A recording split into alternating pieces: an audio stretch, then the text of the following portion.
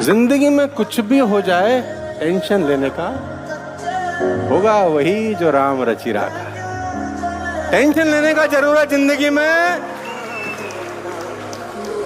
परेशान होने के लिए नहीं आए, परेशान करने के लिए आए।